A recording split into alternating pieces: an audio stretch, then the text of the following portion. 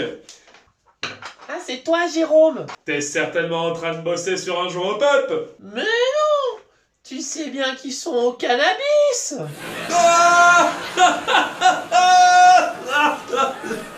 Et dis-moi, t'es au courant qu'il y a Jean-Luc Lay qui vient faire une partie avec nous dimanche prochain? Mais enfin, Jérôme, jamais il sera intéressé. L'airsoft, c'est interdit aux mineurs. Oh. C'est vraiment la meilleure blague que j'ai entendue de toute la journée. Pas vrai?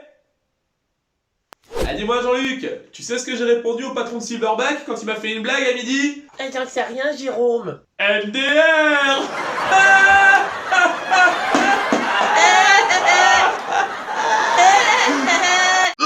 Cette blague est beaucoup trop infecte.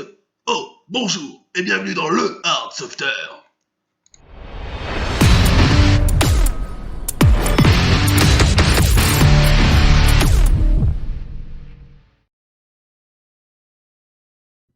« 1900 Bell, Dan Wesson, Desert Eagle KWC, c'est de la daube, mais qu'est-ce qu'on ferait pas pour sa collection? Combien pour le Desert Eagle? Quoi? Il me faut ce flingue pour ma collection spéciale merde. Parce que j'adore tout ce qui est de la merde. Mais enfin, je viens juste de le choper pour moi. Ah non, mais je suis prêt à mettre le prix, hein. Sa cote a pas mal augmenté depuis les dernières vidéos de Code Reno. Le code du quoi? Bon, bref, c'est un expert en flingue de merde ici. Il a ce visage, mon petit pote. Ce Deagle doit rejoindre ma collection. Parce que tu penses avoir magasiné plus de merde que moi, Coco? Au cas où t'arrives pas remarqué, j'ai une boutique. Ça veut dire que j'ai encore au moins 15 SSG1 dans les cartons. Pas mal. N'empêche que moi, je possède la pire réplique du monde ever. Certainement pas, c'est moi qui ai cette réplique et elle est introuvable dans le coin. J'ai vérifié à Coursegoule, ils l'ont même pas. Eh ben, prépare-toi à dégainer, cowboy. Trop long, mon gars. Le M6 Black Eagle Short de chez Swiss Arms.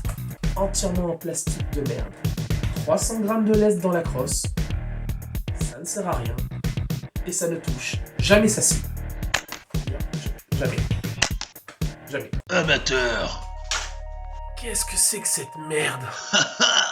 Le M4A1 Cybergun. Même si en fait c'est un repas Quell. Mais on dirait un des premiers Marui. Mais c'est bien pire que ça en réalité. Et j'ai même une VHS pour le prouver. Wouah, une VHS. C'est la classe. Bonjour les petits snipers et autres forces spéciales. Bienvenue dans Hard-Softer. Aujourd'hui, le M4 a un bac Cybergun, autrement dit la pire réplique d'airsoft de l'histoire. Kawabunga, je t'avais bien dit que c'était la pire, même la télé est d'accord avec moi. À l'époque où vos Marui étaient encore en plastique, mais que vous pouviez déjà trouver des P90 qui marchaient du feu de Dieu, imaginez pouvoir trouver ça dans vos shops préférés au lieu de l'intérieur de votre fosse septique.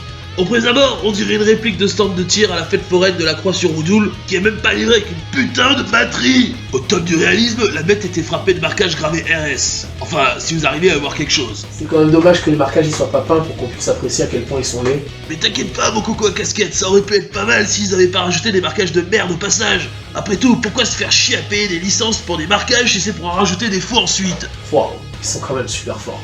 Et oui, vous n'avez pas rêvé ce canon tire en place avec 2 vis sur un hopper en plastique en 2 morceaux. Regardez-moi cet ajustement, cette rigidité, sans oublier le fameux grincement que tout le monde adore. Donc sur un M4, on ne peut plus basique mais qui a le mérite d'être une plateforme standard, quelle est la meilleure chose à faire?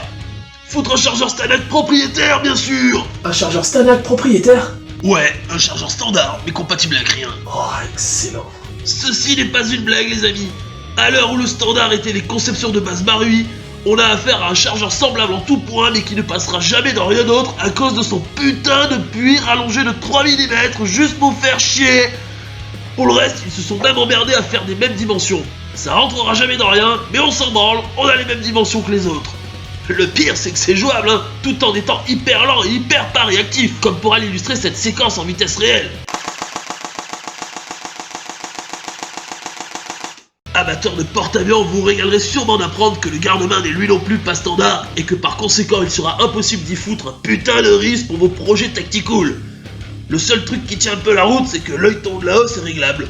Et en même temps, ça va, c'est que 2 pauvres vis de merde. À l'époque où Systema c'était les présidents du swag. C'est sûr, Cybergun ne faisait rien comme les autres. Car l'atout commercial de cette réplique, c'est son Open Backs multidirectionnel. Ouais, multidirectionnel, je déconne même pas. C'est quoi cette division par 0, putain?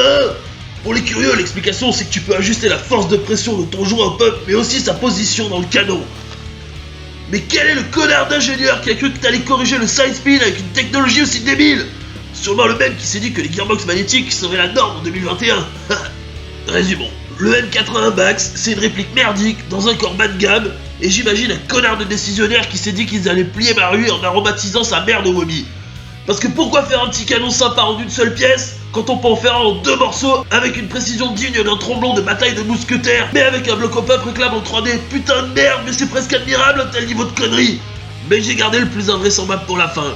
Oui, vous ne rêvez pas, un spring release. Mais foutre Dieu, une bonne idée sur un truc aussi moisi, c'est encore plus absurde que le hop-up réglable pour tirer en virage là. Et le pire, c'est que 20 ans plus tard, pas grand monde n'a copié cette idée, alors que franchement, c'était pas si con. Mais qui a bien pu s'acharner à développer un spring release sur une réplique qui peine à armer son propre cycle? Un peu comme un mec qui va t'expliquer qu'il va réduire la puissance sur sa réplique de 800 FPS en augmentant son grammage de billes. Dire que Cybergun voulait démocratiser leur système Bax à toute leur production, les cons. Et ils auraient pu y arriver en plus. Enfin, gardons la tête froide. Le M81 Bax, c'est mal conçu, injouable, imprécis, infect et des réglages absurdes d'une technologie trop ambitieuse. Et comme le M6 Black Eagle avait au moins le mérite de ne coûter que 60€, je déclare officiellement cette merde qui en valait presque 300 au moment de sa sortie comme la pire réplique jamais sortie du marché. Avis aux historiens des arènes de nerf. Alors, ça te retourne pas le slibard, ça? Ah, ok, là j'avoue, c'est du très très haut niveau.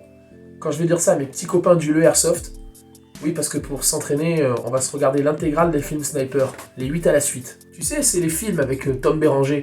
Ah, la chance! Parce que moi, ma team va m'embêter tout le temps avec le 1000 sim et les approches tactiques. Et d'ailleurs, il existe pas un peu des répliques pour faire un peu du sniper, comme dans les films, quoi? Ouais, d'ailleurs, j'en ai des pas mal, tu vas voir, j'en ai quelques-unes derrière. Ah ouais, non, mais laissez tomber. Ah, ok. Eh, mais attendez, vous m'achetez pas le M4 du coup? Ah non, il est encore en état de marche, ça ferait trop tâche dans ma collecte. Ah.